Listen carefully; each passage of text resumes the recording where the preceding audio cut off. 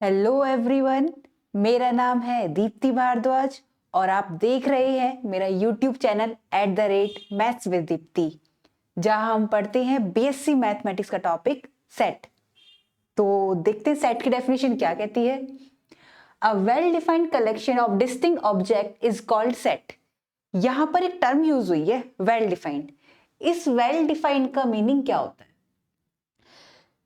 हमें एक ऐसा कलेक्शन लेना है जो सेम प्रॉपर्टी रखता हो, उसी को हम वेल डिफाइंड कह देते हैं। जैसे कि मैंने यहाँ एग्जांपल लिया है 1 to 10 के बीच में सारे इवन नंबर लिए हैं 2, 4, 6, 8, 10।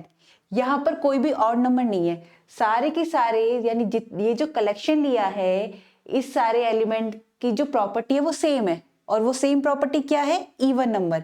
जैसे कि अगर मैं एक एग्जांपल लूं कि मैं 1 से 10 तक मैंने सारे ऑड नंबर ले लिए,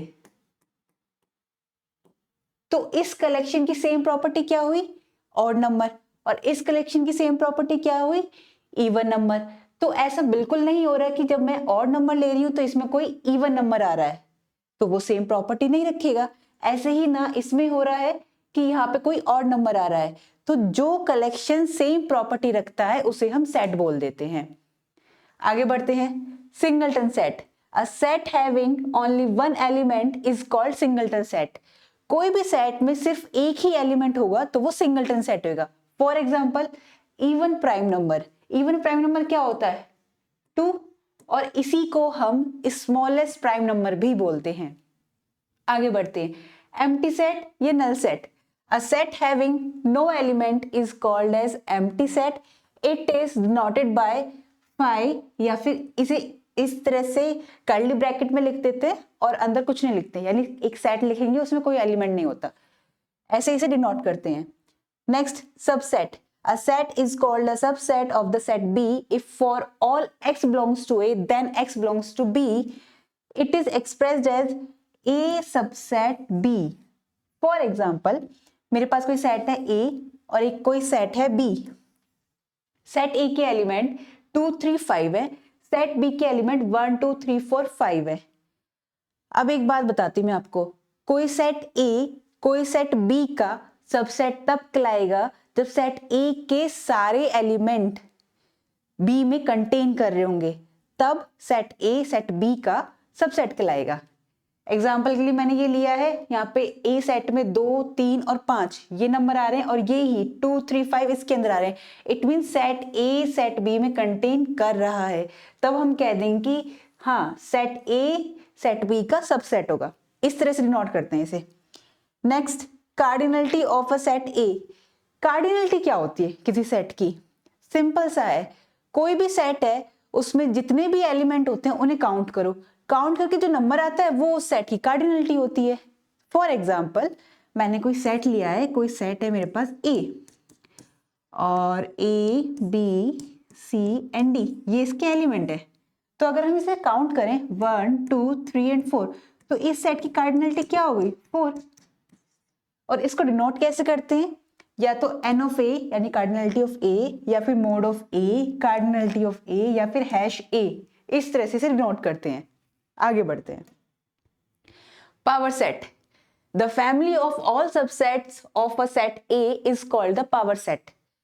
कोई भी सेट है, कोई सेट ए है, उस सेट के जितने भी पॉसिबल सबसेट बन सकते हैं उनका कलेक्शन ही पावर सेट कहलाता है। फॉर एग्जाम्पल मेरे पास एक सेट है, एग्जाम्पल के लिए जो ए और बी एलिमेंट है इसके, तो मैं इसका पावर सेट निकालूंगी। यहां पर एक चीज और याद दिला देती हूँ, जो 5 सेट होता है एम्प्टी सेट, वो हमेशा सभी सेट का सबसेट होता है, इसलिए हमने यहाँ पर 5 लिया है। फिर सिंगलटन सेट लेंगे A and singleton set B, फिर पूरा का पूरा सेट ए आ गया हमारे पास। अब बात होती है कार्डिनलिटी, अगर हम निकालें पावर सेट की तो कैसे निकालते हैं? उसका फॉर्मूला होता है कि 2 की पावर जो कार्डिनलिटी होती है ए वही आ जाता है। जैसे अगर मैं यहां देखूं तो इस सेट की कार्डिनलिटी क्या है मेरे पास? इस सेट में कितने एलिमेंट है? 1 एंड 2, तो इस सेट की कार्डिनलिटी आ गई 2। तो यहां पर अगर मैं पावर सेट की कार्डिनलिटी निकालूं तो 2 की पावर 2 इट मीन्स 4, यानी 4 एलिमेंट होने चाहिए पावर सेट ए में। चेक करते हैं क्या पावर सेट के ए में 4 एलिमेंट हैं? 1 2 3 एंड 4, हाँ 4 एलिमेंट है हमारे पास, तो ऐसे हम कार्डिनलिटी निकाल देते हैं। Next, Cartesian product of two sets, let A and B are two non-empty sets, then Cartesian product of set A and set B is A cross B, इसे इस तरह से डिनोट करते हैं A क्रॉस B, जहां पर x y order pair में होता है और x बिलोंग कर रहा होगा A सेट से और y बिलोंग कर रहा होगा B सेट से। एग्जाम्पल लेते हैं, मेरे पास सेट A ये है और सेट B ये है, तो A क्रॉस B यानी कार्टेशियन प्रोडक्ट निकालते हैं, तो जो पहला सेट होता है A, उसका पहला एलिमेंट सेट B के सभी एलिमेंट के साथ प्रोडक्ट करेगा। जैसे कि सेट A का फर्स्ट एलिमेंट है A, सेट B के सारे एलिमेंट से करेगा। A पहले करेगा 1 से, फिर A करेगा 2 से, तो ये आ गया A1 एंड A2। फिर इसका सेकेंड एलिमेंट है B, इसके दोनों एलिमेंट से करेगा B1 एंड B2, फिर C करेगा C1 एंड C2। ऐसे हम कार्टेशियन प्रोडक्ट करते हैं। नेक्स्ट, कुछ पॉइंट है इसके, अगर सेट A और सेट B में से कोई भी सेट एम्प्टी सेट है, तो उस सेट की, उन दोनों सेट की कार्टेशियन प्रोडक्ट हमेशा ऑलवेज नल सेट आएगी। और अगर इन दोनों सेट में से कोई एक सेट इनफाइनाइट है और दूसरा सेट एम्प्टी सेट नहीं है, तब इन दोनों सेट की कार्टेशियन प्रोडक्ट इनफाइनाइट सेट आएगी। नाउ यहां पर ना कुछ नंबर्स लिखे हैं, कुछ सेट है जिन्हें हम डिनोट करते हैं, जैसे कि ये है हमारा नेचुरल नंबर का सेट। ओके, जैसे कि ये है हमारा नेचुरल नंबर का सेट, जिसमें सारे पॉजिटिव टर्म्स होते हैं 1 2 3 4 एंड 5। इसमें 0 नहीं आता, 0 किस में आता है? होल नंबर्स में आता है, और उसको W से डिनोट करते हैं, 0 1 2 3 एंड सो ऑन, इनफाइनाइट तक जाती है ये टर्म्स।